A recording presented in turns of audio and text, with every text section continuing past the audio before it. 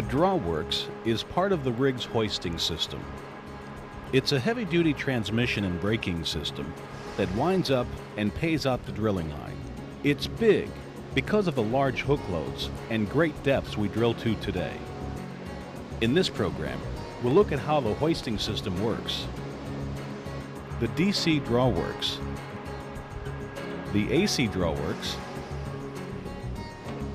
drawworks braking systems, and lubricating the drawworks. A typical drill floor. The drawworks is controlling movement of the drilling line. The line controls the lifting and lowering of the drill string.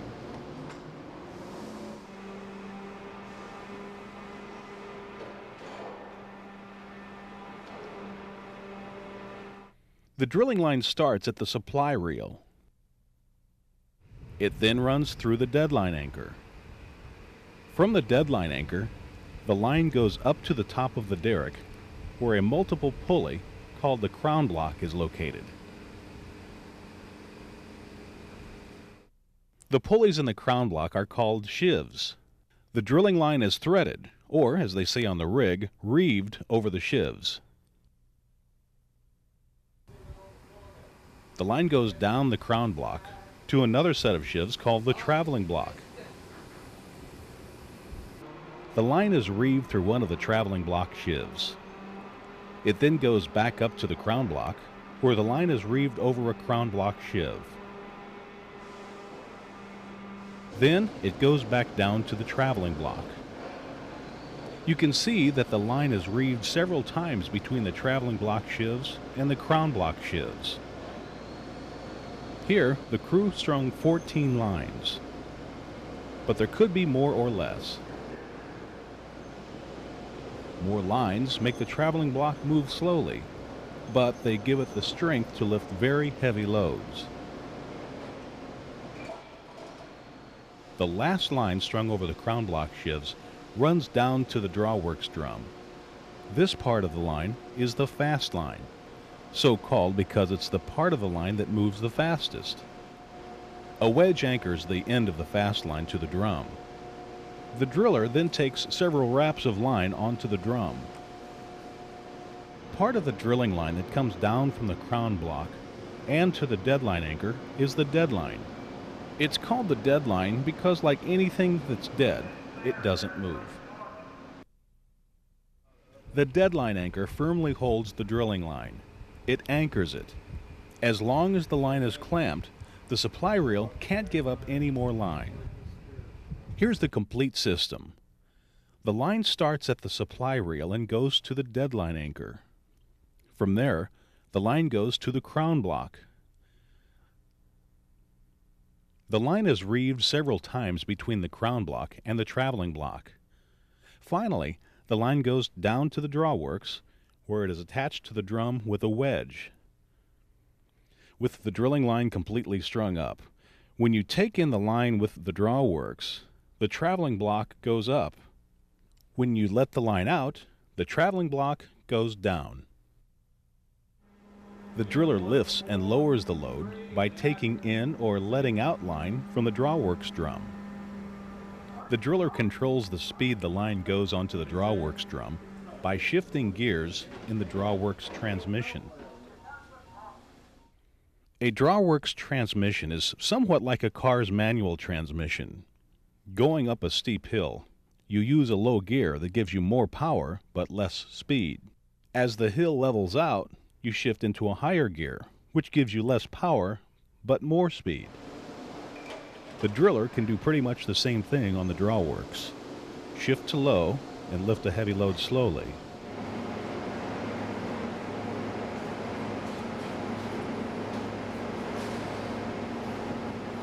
Shift to high and lift a light load faster.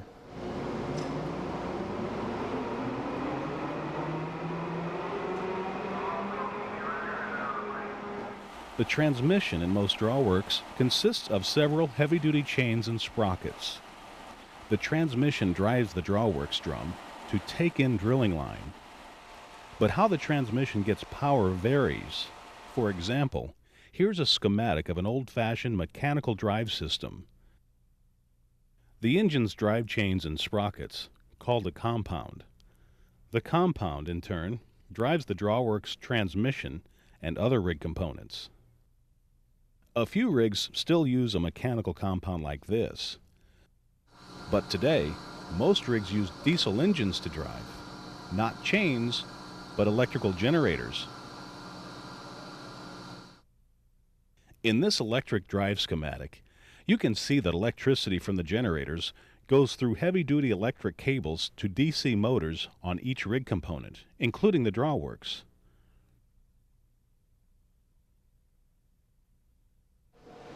On diesel-electric rigs, the driller can choose either high or low transmission speed by simply turning a switch. Say the rig's coming off bottom from 15,000 feet or 4,500 meters. The string weighs 375,000 pounds or 170,000 kilograms. So the driller puts the transmission in low speed. He needs power and a slow, steady pull to avoid swabbing the hole or getting the pipe stuck. The Drawworks drum also has two speeds, or drive ratios, obtained by means of drive clutches. One is the high drum clutch. When the driller engages the high drum clutch, the drum rotates at a relatively fast speed. The other is the low drum clutch. The driller uses the low drum clutch and low transmission speed to get the most pulling power and slowest speed. So, the selective transmission and dual clutch drive provides four speed-to-power ratios: low gear and low drum clutch, low gear and high drum clutch, high gear and low drum clutch, and high gear and high drum clutch. All Drawworks have a hook load versus clutch position chart. It shows the best clutch and transmission settings for the load to be pulled. But the driller's got to consider things like safe pulling speeds and the amount of power available from the engine room before changing gears. Setting a high transmission speed and high drum clutch might give you faster tripping speed, but if the Drawworks doesn't have enough input power from the engines, you could overload the generators. This warning light tells you if you're about to overload or black out the rig power plant. Keep an eye on this light when changing Drawworks speed. And if you know you've got some heavy drill string loads coming up, it's a good idea to let the mechanic know so he can put an extra generator online.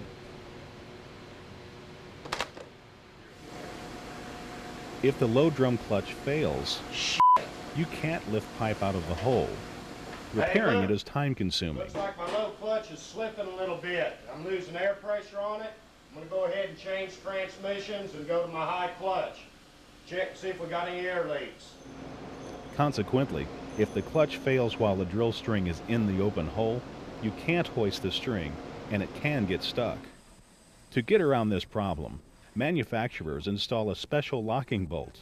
Sometimes there are two on the low drum clutch. You can install this bolt in the low drum clutch's spider and lock the clutch to the Drawworks drum. With the clutch locked, you can continue to trip the pipe and fix the clutch later. AC motors power the latest type of Drawworks, Active Heave Drawworks, or AHD for short. The driller controls it by selecting sophisticated high-technology electrical switchgear. Instead of a transmission, 6 powerful AC drive motors control the hoisting speed. The AHD provides motion compensation. As you see here, landing a BOP without AHD is tough, but landing it with AHD is easier.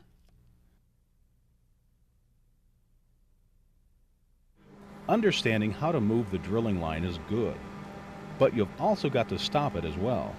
So let's take a look at the braking systems. Drawworks have two kinds of brakes. One is a mechanical brake on the Drawworks drum. The other is the auxiliary brake, sometimes called the El-Magco. The hook loads the Drawworks lift are heavy, in fact so heavy that the Drawworks requires two braking systems to stop them. Here's why. A heavy load has a lot of momentum. Like a huge locomotive, once it gets started, it's hard to stop. A heavy hook load is the same. Once started, it takes a lot of braking force to stop it. In fact, the mechanical brake alone cannot quickly bring a heavy load to a complete stop. But because the auxiliary brake absorbs most of the momentum, the mechanical brake works more efficiently. Thus, with the auxiliary brake helping, pressing down on the mechanical brake lever stops loads quickly and completely.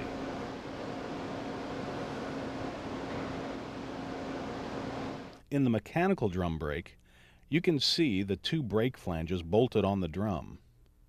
The brake bands wrap around them about 270 degrees, about 3/4 of the flange circumference. The bands hold brake blocks against the flanges.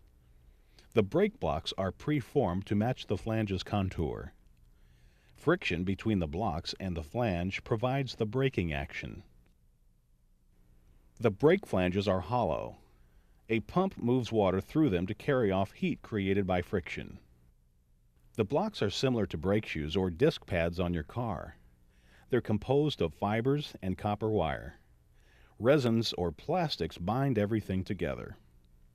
The blocks have to be hard enough not to wear out too fast, but soft enough not to cut the drum flanges. And they have to absorb heat, but not burn. When the driller presses on the brake lever, he activates this equalizing bar at the front of the drum. The bar puts equal tension on both brake bands as it tightens them against the flanges. Because the brake handle is a lever, 150 pounds or 70 kilograms of pressure on it creates about 2,500 pounds or nearly 1,200 kilograms of tension on the brake bands. That's enough to slow down and stop the drum. Regularly inspect the brake blocks, flanges, and bands for wear. If you notice that one side is more worn than the other, the equalizer needs adjusting. To adjust the equalizer, turn the bottom nut on both sides until the bar sits exactly 1/8 of an inch, or 3 millimeters, above each of the pads. It's best to use a feeler gauge to make the adjustment. Once you have adjusted the bar, tighten down the top nuts. Then lock everything in place with the jam nuts. The brake handle provides the most leverage when it's at about 45 degrees. To keep it in this position, adjust the nuts on both sides of the handle. While you're there, make sure no pins are missing and check for signs of damage. Check the brake band's kickback rollers each time you adjust the brakes. Adjust these rollers to give about 1/8 of an inch, or 3 millimeters, clearance from the brake bands. You can use an 1/8 inch welding rod to gauge the clearance. The brake needs to float. If the kickback bands are bent, replace them. Don't forget proper tension on the brake band's supporting springs. They support the upper portion of the band when the brakes are disengaged. The springs keep the brake bands from dragging on the rims. Dragging bands kick the brake handle up when the driller engages the clutch. So, if necessary, adjust the tension.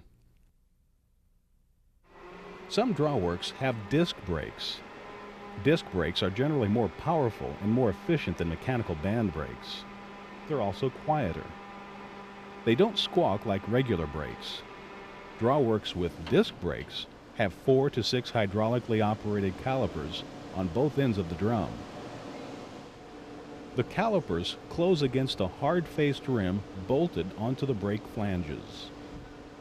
As with brake bands, a pump moves water through a chamber inside the rim to carry away the heat.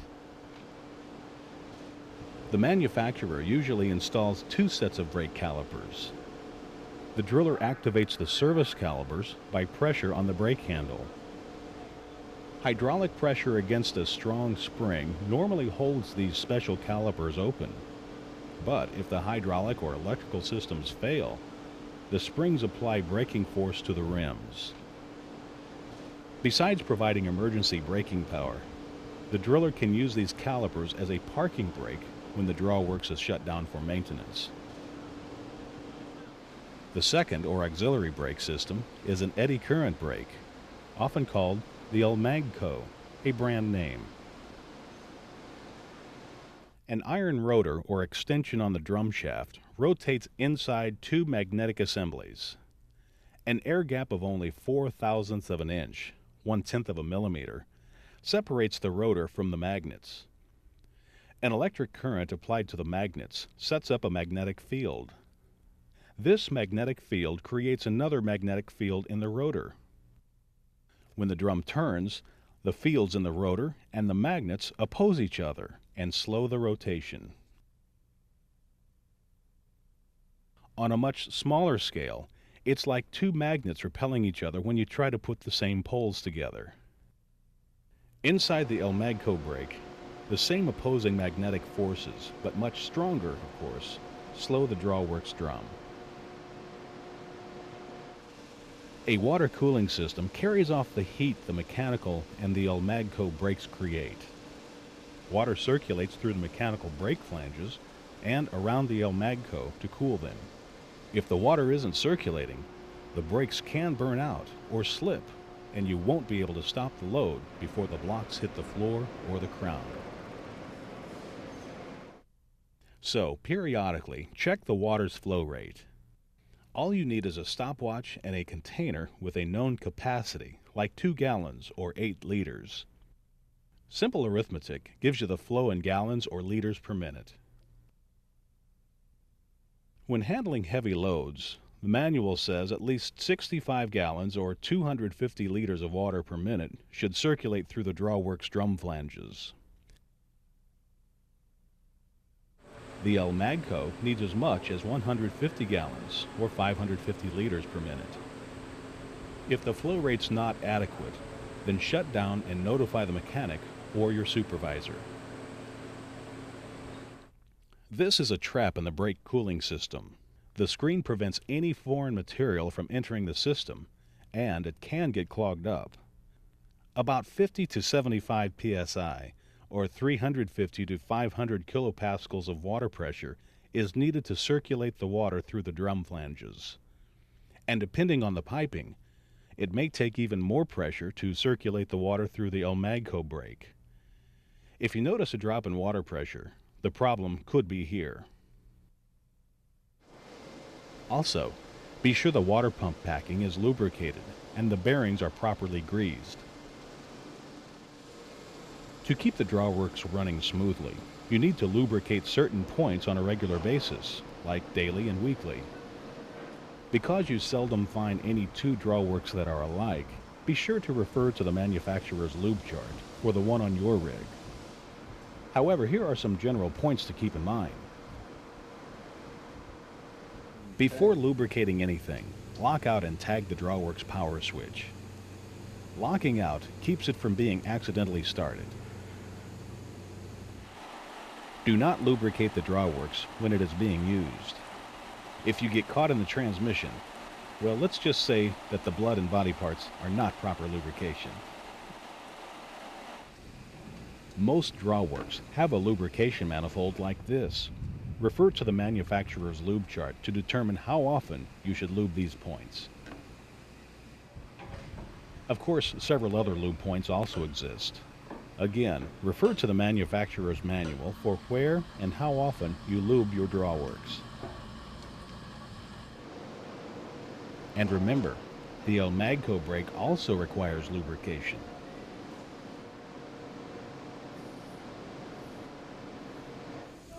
Further, be sure to check the oil level. If it needs oil, find out what the correct kind is, then add it until it's to the right level.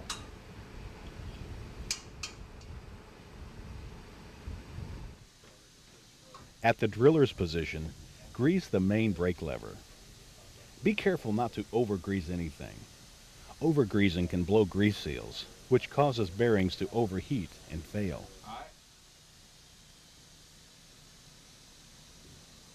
When you're through greasing the drawworks, inform the driller and turn it back on.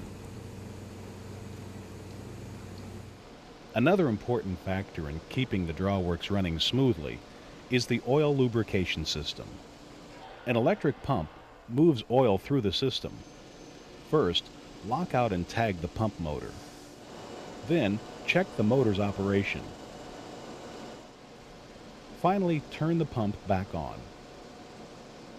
The pump sprays oil through nozzles inside the drawworks. The oil spray lubes the moving parts. Check the spray at least once every 6 months. Make sure the nozzles are not blocked. And finally, check the oil reservoir with the dipstick periodically when the drawworks is running. If it needs topping up, make sure you use the right grade of oil.